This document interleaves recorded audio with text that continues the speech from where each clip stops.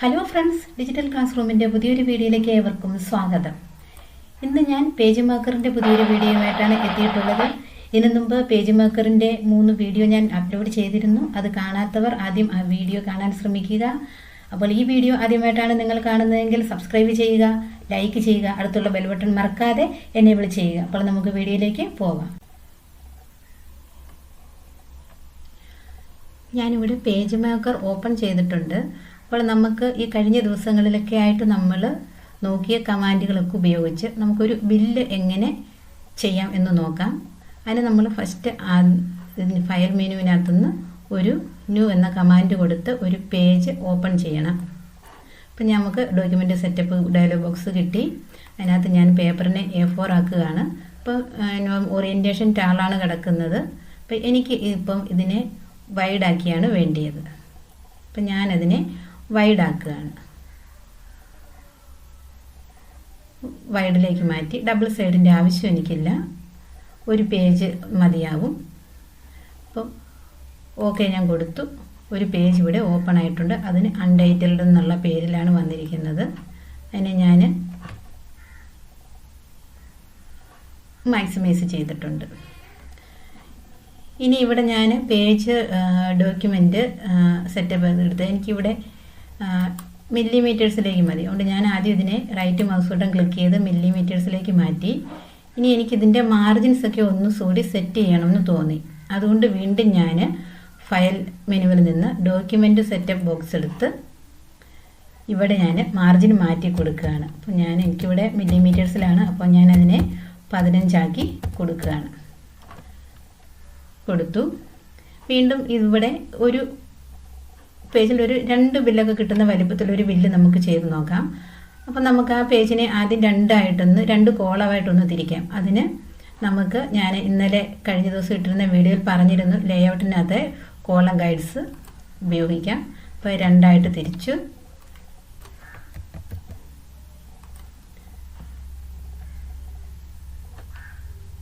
അപ്പോൾ 2 കോളമായിട്ട് ഞാൻ ഈ പേജിനെ തിരിച്ചിട്ടുണ്ട്. വെറുതെ ഞാനൊരു അളവിന് വേണ്ടിയിട്ട് ഒരു ബോക്സ് വരയ്ക്കുകയാണ്. ഈ ലൈൻ ചേർത്ത് ഇതാണ് നമ്മുടെ വർക്ക് ചെയ്യാനുള്ള സ്പേസ് എന്ന് പറയുന്നത് ഇത്രയുമാണ്. നമുക്കറിയാം ഈ ബ്ലാക്ക് റീജിയൻ കിടക്കുന്നതാണ് ഒരു പേപ്പർ. ആ പേപ്പറിൻ്റെ ഈ കളർ റീജിയൻ ഇപ്പുറത്തേക്കുള്ളത് എപ്പോഴും മാർജിനാണ്. പിന്നെ ഇത് ഇപ്പോൾ 2 കോളമായിട്ട് തിരിച്ചത് കൊണ്ട് ഈ 2 ലൈനിന് ഇടയ്ക്കുള്ള ഇതായിരിക്കും നമ്മുടെ വർക്ക് ചെയ്യാനുള്ള സ്പേസ്. അപ്പം ഞാൻ അത്രയും ഭാഗത്തേക്ക് വെറുതെ ഒരു ബോക്സ് വരച്ചിട്ടുണ്ട്.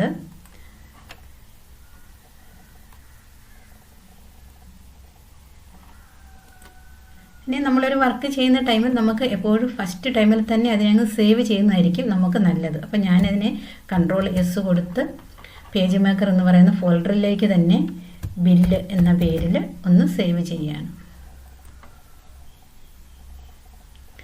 ഇനി എനിക്കിവിടെ മാറ്റർ ടൈപ്പ് ചെയ്യണം. അപ്പം ഞാനിവിടെ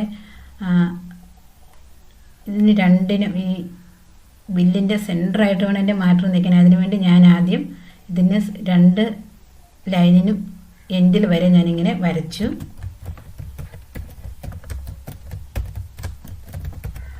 പിന്നെ ഞാനതിനെ സെൻറ്റർ ആക്കിയിട്ടുണ്ട്. ഒന്ന് ബോൾഡ് ചെയ്തു. അപ്പോൾ ഞാൻ ഒന്ന് സൂം ചെയ്ത് കാണിക്കാം.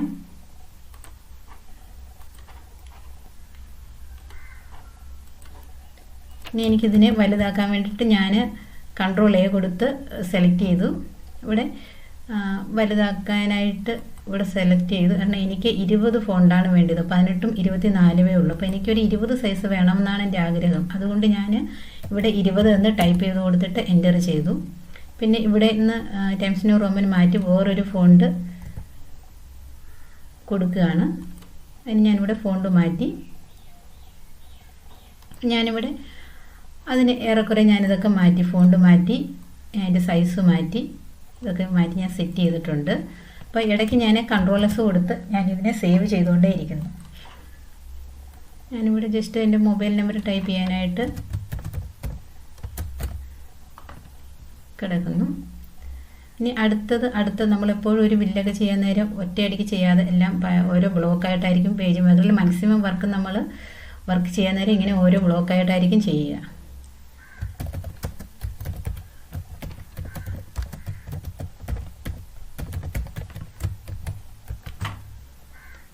ഇനി ഞാൻ അതിനെ ക്യാപിറ്റൽ ലെറ്റർ, സ്മോൾ ക്യാപിറ്റൽ ലെറ്ററിലേക്ക് മാറ്റാനായിട്ട് പോവാണ്. അപ്പം ഞാൻ എൻ്റെ ആദ്യത്തെ വീഡിയോയിൽ തന്നെ പറഞ്ഞിരുന്നു, ഈ കൺട്രോൾ പാലറ്റിൽ ഒരു സ്മോൾ സൈസിലുള്ളൊരു സി ഉണ്ട്. ആ സിയിൽ ക്ലിക്ക് ചെയ്താൽ ക്യാപ്സ് ലോക്ക് ആണ് താനും, എന്നാൽ അതൊക്കെ ചെറിയ ക്യാപ്സ് ലോക്ക് ആയിരിക്കും. അപ്പം വീണ്ടും ഞാനതിനെ ബോൾഡ് ചെയ്തു. എൻ്റെ സൈസ് എനിക്കൊരു 16 വേണം. അപ്പം ഞാനത് മാറ്റുകയാണ്. 16ലേക്ക് മാറ്റി ഞാനതിനെ മൂവ് ചെയ്ത് മൗസിൻ്റെ ഈ ആരോ കീ ഉപയോഗിച്ചാണ് നമുക്ക് ഇതിനെ മൂവ് ചെയ്യാൻ സാധിക്കുക. അത് ഉപയോഗിച്ച് ഞാനിതിനെ മൂവ് ചെയ്ത് സെറ്റ് ചെയ്ത് വെച്ചിട്ടുണ്ട്.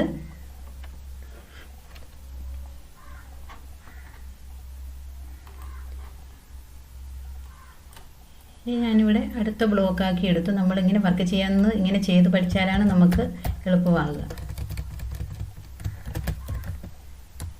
ഡേറ്റ് കൊടുത്തു. ഇതിനെ ഞാനൊന്ന് സെലക്ട് ചെയ്തിട്ട് ഇറ്റാലിക്കാക്കി ഇട്ടിട്ടുണ്ട്. അത് കൺട്രോൾ പാലറ്റിൽ ഐ കൊടുക്കാം, അല്ലെങ്കിൽ ഷിഫ്റ്റ് കൺട്രോൾ ഐ കൊടുത്ത് ഇറ്റാലിക്കാക്കിയിട്ടുണ്ട്. ഇനി ഞാനൊരു ക്യാഷ് ബില്ലെന്നും പറഞ്ഞുകൊണ്ട് വരണം സെൻറ്ററിൽ ചെയ്യാനായിട്ട് ഉദ്ദേശിക്കുന്നു. അപ്പോൾ ഇതിനെ ഞാനൊരു ബോക്സിനകത്ത്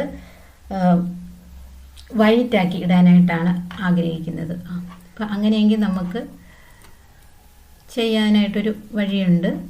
അപ്പോൾ ആദ്യം കഴിഞ്ഞ ഒരു വീഡിയോയിൽ ഞാനൊരു ബോക്സിനകത്ത് എങ്ങനെ നമുക്ക് ബ്ലാക്ക് ഫില്ല് ചെയ്തിട്ട് വൈറ്റ് ലെറ്ററൊക്കെ കൊണ്ടുവരാമെന്ന് കാണിച്ചിരുന്നു.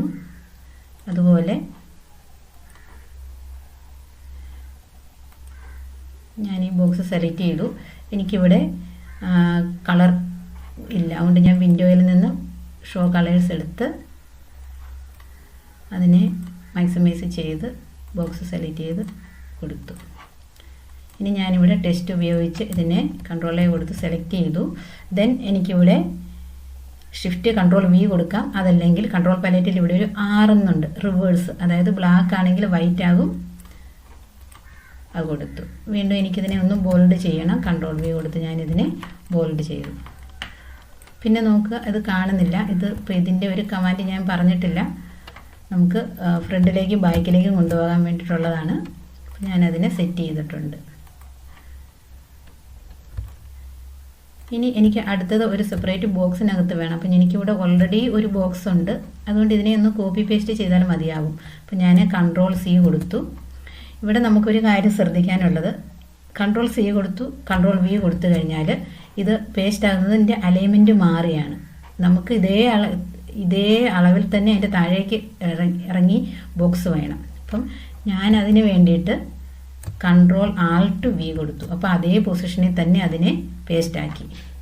ഇനി നമുക്കിനി താഴേക്ക് ഇറക്കി കൊടുത്താൽ മതി. ഷിഫ്റ്റ് ചേർത്ത് ഡൗൺ ആരോ പ്രസ് ചെയ്താൽ മതി.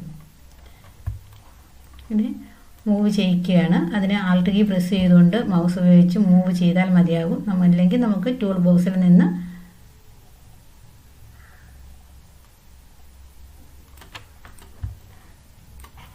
ഈ കൈപ്പത്തിയുടെ അടുത്ത് നമുക്കിങ്ങനെ മൂവ് ചെയ്യേണ്ടി വരും.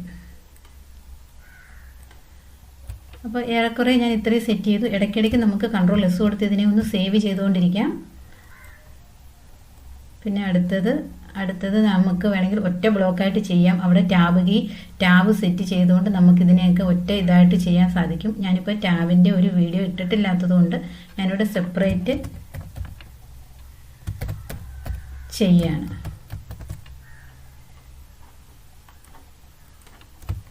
ഓരോ ബ്ലോക്കാക്കി തന്നെ ഞാനിതിനെ ടൈപ്പ് ചെയ്യാണ്.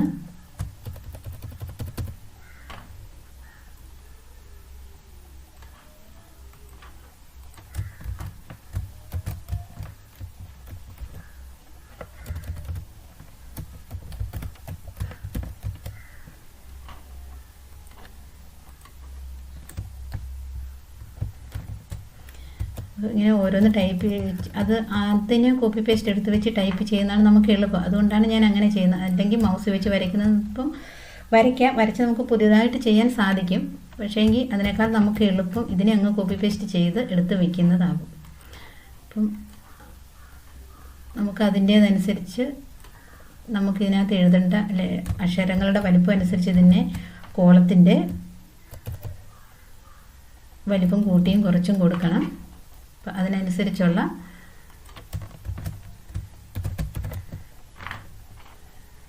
ബ്ലോക്ക് ഇതിങ്ങനെ വരയ്ക്കുമ്പം ഇതിനെ നമുക്കിങ്ങനെ ഇതാണ് ഇത്രയും ഇതിൻ്റെ സെൻട്രലായിട്ടാണ് ഈ മാറ്റർ നിൽക്കുന്നത്. അപ്പോൾ നമുക്കതിനെ ഓരോ കോളത്തിനകത്താക്കി സെറ്റ് ചെയ്യാനായിട്ട് സാധിക്കും. അപ്പോൾ എപ്പോഴും പേജ് മേക്കറിലെ മാക്സിമം വർക്കുകൾ ഇങ്ങനെ ചെയ്യാൻ നേരം ഓരോ ബ്ലോക്കുകളായിട്ടായിരിക്കും വരാൻ സാധ്യത. അങ്ങനെ ചെയ്യുന്നതാണ് നമുക്കെപ്പോഴും സെറ്റ് ചെയ്യാനായിട്ട് എളുപ്പം.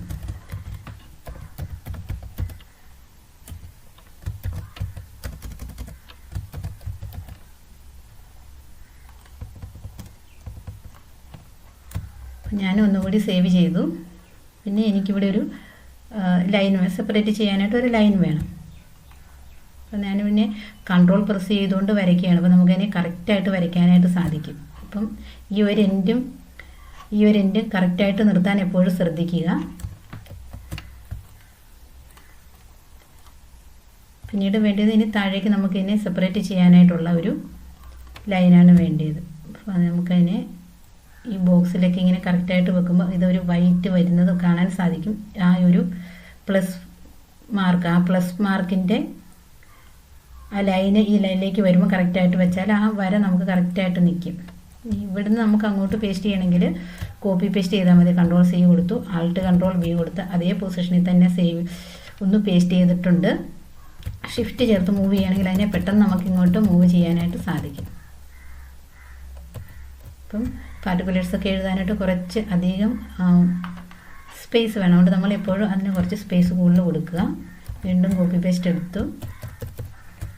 ക്വാണ്ടിറ്റിയൊക്കെ നമുക്ക് 1 അല്ലെങ്കിൽ 2 എന്നൊരു ക്വാണ്ടിറ്റിയിൽ. അപ്പം നിങ്ങൾ ശ്രദ്ധിക്കേണ്ടത് എന്താണെന്ന് വെച്ചാൽ ഇതാണ് നമ്മുടെ കോളത്തിൻ്റെ അകലം. അപ്പം നമുക്ക് ഈ ബ്ലോക്ക് ഇതിനെ നമുക്കിങ്ങനെ മാറ്റി കറക്റ്റായിട്ട് കൊടുക്കണം. എന്നാലേ ആ മാറ്റർ അതിൻ്റെ സെൻറ്ററായിട്ട് നിൽക്കത്തുള്ളൂ. വീണ്ടും കോപ്പി പേസ്റ്റ് ചെയ്തു.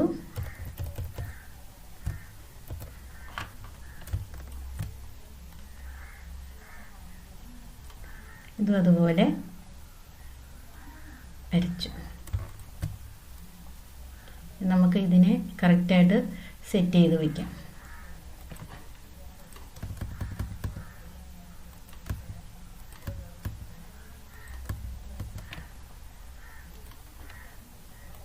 നമ്മൾ ഇതിനൊക്കെ ഇനി ഒരു ജസ്റ്റ് ഒരു അറേഞ്ച്മെൻറ്റിലൊക്കെ ആക്കാം. കാരണം നമുക്കിതിൻ്റെ ഒരു കുറച്ച് ഭംഗിയിലിരിക്കാൻ വേണ്ടി സെൻറ്ററിലേക്കെല്ലാം മാറ്റിയിടാം.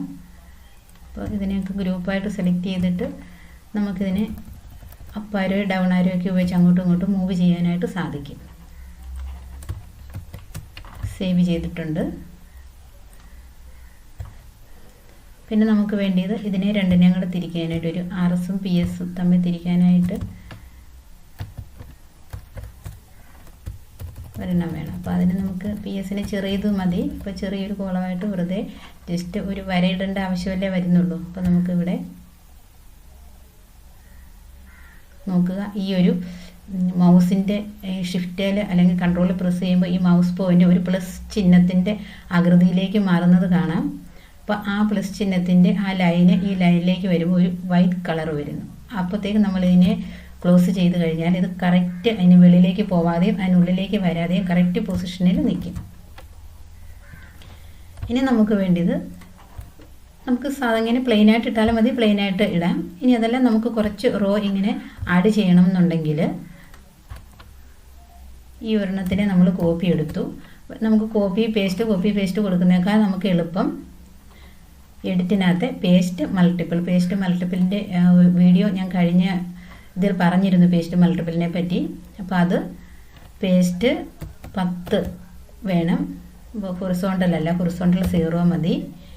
വെർട്ടിക്കലായിട്ടാണ് വേണ്ടിയത്. അപ്പോൾ വെർട്ടിക്കലായിട്ട് ഇത് ഓരോ റോയും തമ്മിലുള്ള അകലം എത്രയാണെന്ന് നമ്മൾ പറയുന്നു.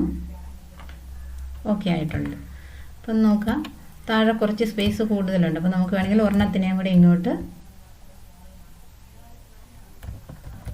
ആഡ് ചെയ്യാം.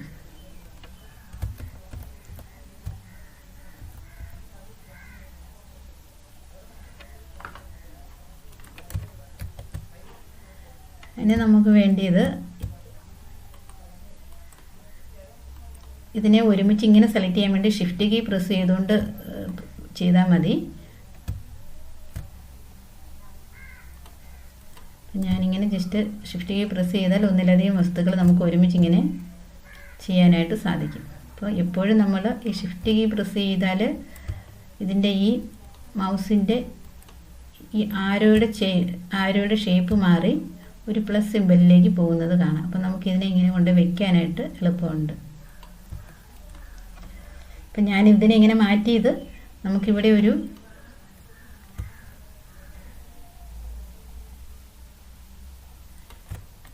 ടോട്ടൽ വേണം. ഇനിയിപ്പോൾ ഇവിടെ നമുക്കൊരു ടോട്ടൽ എന്ന് എഴുതണം. അപ്പോൾ അതിന് നമുക്ക് ഈ ഒരു ലൈനിൻ്റെ ആവശ്യം ഇവിടെ ഇല്ല. നമ്മൾ ഇടയ്ക്കൊക്കെ ഇങ്ങനെ ഒന്ന് സേവ് ചെയ്തേക്കുക. അപ്പോൾ നമ്മൾ ടോട്ടൽ ഇവിടെ ടൈപ്പ് ചെയ്യാനായിട്ട് ഞാനിവിടെ വീണ്ടും ടി ടൂൾ എടുത്ത് ഡ്രാഗ് ചെയ്തു ടൈപ്പ് ചെയ്തു, അതിനെ ബോൾഡ് ചെയ്തിട്ടുണ്ട്. അതിനെ ഒന്ന് സെൻറ്ററിലൊക്കെ ആക്കി കൊടുത്തേക്കുക. ഇനി ഇവിടെ നമുക്ക് വേണ്ടിയത്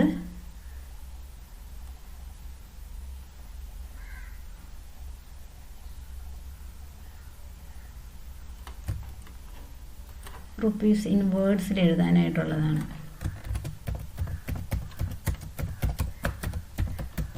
അപ്പോൾ അതൊക്കെ ചെറിയ ലെറ്ററിൽ മതി. നമ്മളങ്ങനെ കൊടുത്തു. നമുക്കിവിടെ ഒരു 4 ചേർത്ത് കൊടുക്കാം.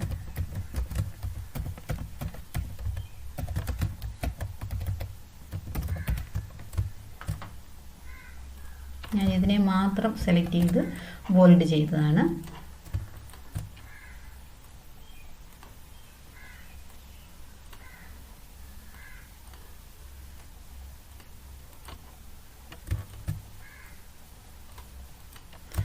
സേവ് ചെയ്തു. അപ്പോൾ നോക്കുക, ഒരു ബില്ല് ഏറെക്കുറെ ചെയ്തിട്ടുണ്ട്. നമുക്ക് അതിൻ്റെ അളവിന് വേണ്ടി ആദ്യം ഒരു ബോക്സ് വരച്ചു. ഇവിടെ ഞാൻ ലെറ്റേഴ്സ് ടൈപ്പ് ചെയ്ത് സെൻറ്ററാക്കി അതിനെ ഇവിടെ നമുക്ക് സ്മോൾ ക്യാപ്സ് ലോക്ക് ഉപയോഗിച്ചിട്ടുണ്ട്. ഇവിടെ നമ്മൾ അതിനെ റിവേഴ്സ് ചെയ്തിട്ടുണ്ട്. ഒരു ബോക്സ് വരച്ച് ഇവിടെ ഇറ്റാലിക് ചെയ്തിട്ടുണ്ട്. അതുപോലെ ഓരോ ബ്ലോക്കായിട്ട് വരച്ച് അതിനെ സെൻട്രലാക്കി. ഇവിടെ നമ്മൾ പേസ്റ്റ് മൾട്ടിപ്പിൾ എന്ന് പറഞ്ഞ കമാൻഡ് ഉപയോഗിച്ചാണ് ഈ റോകൾ ആഡ് ചെയ്തത്. അതുപോലെ നമ്മളിപ്പോൾ കഴിഞ്ഞ 2 വീഡിയോയിലായിട്ട് പഠിച്ച കുറേ കമാൻഡുകൾ നമ്മൾ ഇതിനകത്ത് ഉപയോഗിച്ചാണ് ഇപ്പം ഈ ഒരു ബില്ല് നമ്മൾ ക്രിയേറ്റ് ചെയ്തിരിക്കുന്നത്. അപ്പോൾ ഇവിടെയൊക്കെ ഞാൻ കളർ ഉപയോഗിച്ചു. കളർ ഇല്ലാത്തതുകൊണ്ട് നമ്മൾ വിൻഡോയിൽ നിന്ന് എടുത്ത് അതൊക്കെ ഞാൻ ഇതിന് മുമ്പുള്ള വീഡിയോയിൽ പറഞ്ഞിരുന്നതാണ്. അപ്പോൾ ആ വീഡിയോ കാണാത്തവർ ജസ്റ്റ് അതൊന്ന് കാണുക. അപ്പോൾ ഇങ്ങനെ നമ്മളൊരു ബില്ല് ക്രിയേറ്റ് ചെയ്തിട്ടുണ്ട്. അപ്പോൾ ഇങ്ങനെ ഓരോ വർക്കുകൾ നിങ്ങൾ ചെയ്തു നോക്കുക. ഇതുപോലെ തന്നെ ഓരോ വർക്കുകൾ അല്ലെങ്കിൽ ഇത് ന്യൂസ് പേപ്പറിലൊക്കെ കാണുന്ന പരസ്യങ്ങൾ വെട്ടിയെടുത്ത് ചെയ്തു നോക്കാം. അപ്പം ഞാനിതിനെ Ctrl A കൊടുത്ത് സെലക്ട് ചെയ്തു. അതുകൊണ്ടാണ് ഇത്രയേറെ എല്ലാ ബ്ലോക്കുകളും സെലക്ട് ആയിരിക്കുന്നു. Ctrl A കൊടുത്ത് അല്ലെങ്കിൽ എഡിറ്റിനകത്തുനിന്ന് സെലക്ട് ഓൾ കൊടുത്ത് സെലക്ട് ചെയ്തു. ഫിറ്റിൻ വിൻഡോയിലേക്ക് മാറ്റിയതാണ്. പിന്നെ ഞാൻ ഇതിനെ ഒരു കോപ്പി എടുത്ത് ഇപ്പുറത്തേക്ക് വെക്കാനായിട്ടാണ്.